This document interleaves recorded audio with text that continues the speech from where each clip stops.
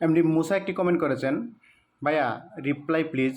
স্বামী স্ত্রীর ডিভোর্সের পর বাবা যদি দ্বিতীয় বিয়ে করে সম্পত্তি সেই বউয়ের নাম লিখে দেয়, তাহলে প্রথম ঘরের সন্তানদের না দিতে চায়, করণীয় কি? আর তারা নাবালিকা জীবিত থাকাকালে কিভাবে আনা যায়?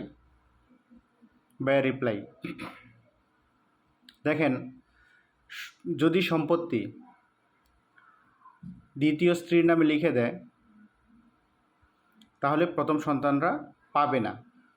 আর যদি তার সমস্ত সম্পত্তি দান করে দেয় তাহলে অবশ্যই দ্বিতীয় সন্তানরা পাবে, কারণ তার সমস্ত সম্পত্তি ইসলামিক আইন অনুযায়ী দান করতে পারে না। তখন তার দ্বিতীয় স্ত্রী